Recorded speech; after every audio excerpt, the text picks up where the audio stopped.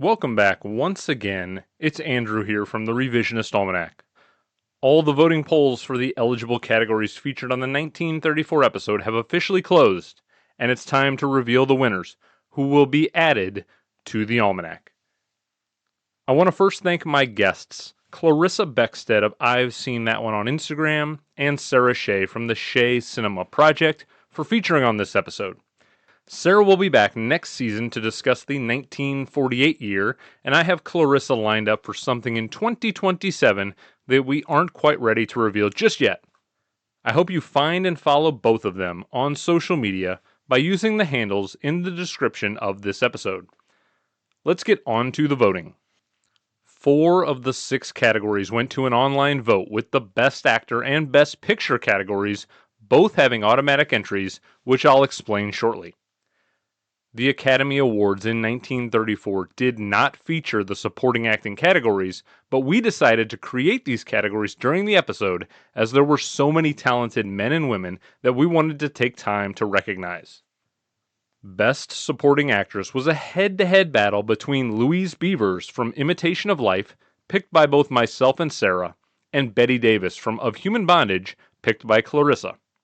I felt strongly that Bette Davis would likely win since she's significantly more known by the film community online who vote on this, but to my surprise, that is not the way this battle played out. The two women were tied on Twitter, but the Instagram voters made the difference. In the end, Bette Davis secured 41.1% of the vote, leaving the other 58.9% to Louise Beavers. This means Beavers gets the win in the category we created for this episode, and her landmark work as an African American in the film community has been rewarded by you. She joins Viola Davis from Fences and Dorothy Malone from Written on the Wind as revised supporting actress category winners this season. Moving over to Best Supporting Actor, where we had 3 men competing for revised glory. My pick, William Powell in Manhattan Melodrama. Clarissa's pick, Charles Laughton in The Barretts of Wimpole Street, and Sarah's pick, Lionel Barrymore in Treasure Island. 3 solid options, all with name recognition. And again, Instagram was the battleground where this category was decided. Lionel Barrymore finished with the bronze medal and 19.2% of the vote. Charles Laughton grabbed 31.9% of the vote, good enough for silver, and the gold medal goes to William Powell, who was voted for 48.9% of the time. This means even though he was nominated 3 times in real life but never won a competitive Oscar, William Powell enters the halls of the Almanac in supporting actor, along with Mahershala Ali from Moonlight and James Dean from Giant in Season 2.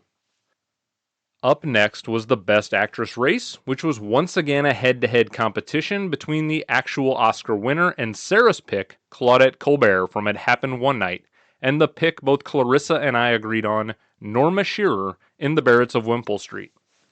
I thought this matchup would be relatively close between 2 great women and worthy roles, but this was a race where one of the women jumped out to an early lead and never relinquished her control. Norma Shearer was terrific in The Barretts of Wimpole Street, but only 20.3% of you agreed with Clarissa and myself on the pick, which left Claudette Colbert to easily win the category with a massive 79.7% of your votes going in her favor.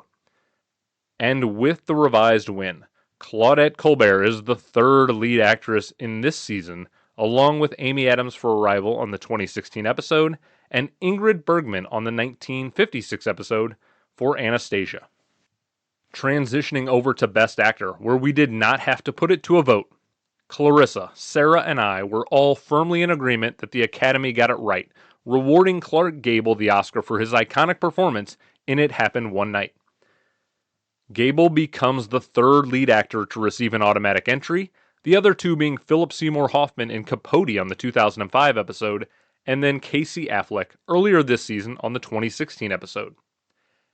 And with his win upheld, Clark Gable joins the aforementioned Casey Affleck and also James Dean from Giant in the lead actor category for Season 2. We're now up to Best Director. We had 3 superb directors but 4 movies to cast your vote towards. You could have gone with Frank Capra, who won that year for It Happened One Night, sided with Sarah, who took Cecil B. DeMille for Cleopatra, or picked W.S. Van Dyke, who was nominated by me for Manhattan Melodrama, and Clarissa for The Thin Man. Van Dyke, being eligible for 2 films, seemed to split his vote, with his direction of The Thin Man garnering 10.2% and his direction of Manhattan Melodrama grabbing another 16.2%. And though Sarah shared her well-crafted essay on Cecil B. DeMille, that only did enough to get him 11.8% of the total percentage, which left the other 61.8% to the actual Oscar winner that year, Frank Capra, and his stellar direction of It Happened One Night. With the win, Frank Capra is the 3rd revised Best Director of the season and stands shoulder to shoulder with Denis Villeneuve for 2016's Arrival and John Ford for 1956's The Searchers.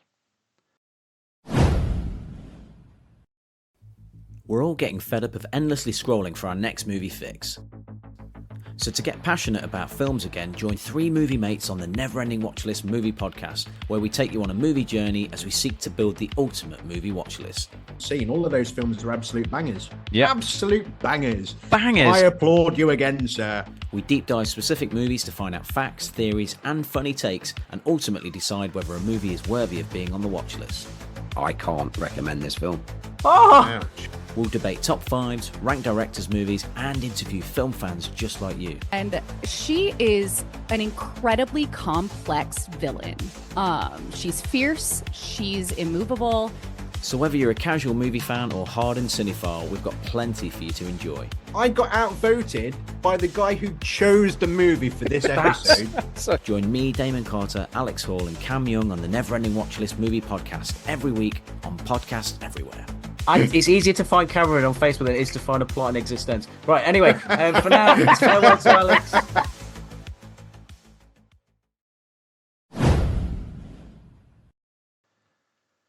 Now it's time to get to the big one, Best Picture, or as it was called in 1934, Outstanding Production. For the first time on the show, a vote was not needed in this category. As great as other films were in 1934, it was impossible for Clarissa, Sarah, or me to come up with anything that was more deserving of the top prize than It Happened One Night. Which also means that this famous Best Picture winner, one of 3 ever to win the Big 5, becomes the very first Best Picture we've covered through 15 episodes to hold up and make its way into the Almanac. Something tells me, though, that this might not be the last time this season, with the other 2 Big 5 winners having their chance to prove their worth, those being One Flew Over the Cuckoo's Nest in 1975 and The Silence of the Lambs in 1991. And with the win, Frank Capra's influential romantic comedy wins the coveted revised Best Picture award and is the 3rd winner of this category this season, next to 2016's La La Land and 1956's The Searchers. And with It Happened One Night, winning 4 of the 6 categories this episode, holding strong in all the spots it won in real life, it becomes the 3rd film covered on the show to win at least 4 categories after your votes. The other 2 being Brokeback Mountain in 2005 and Pulp Fiction in 1994. I just want to thank everyone that took part in the voting process, whatever social media platform you used.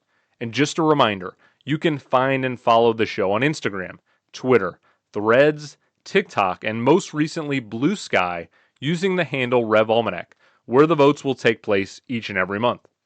Remember, the more places you follow the show, the more opportunities you have to vote for the actors, the directors, and the films you're passionate about. And as always, feel free to send me your feedback with a DM on any of the aforementioned social media platforms or by emailing directly into the show at revisionistalmanac@yahoo.com. This now concludes the 1934 episode cycle, but on the way next is the 16th episode covering the 1999 year in film, where I was joined by 2 incredible new guests, Damon Carter from the Never-Ending Watchlist and Seth Vargas from the Movie Friends podcast. Did the 3 of us agree with actual Oscar winners such as American Beauty, Sam Mendes, and Kevin Spacey, or did we bring other nominees to the table? You're just going to have to give that episode a listen and find out for yourself. Thanks again so much for being here. I'm Andrew, and I cannot wait to see you next time.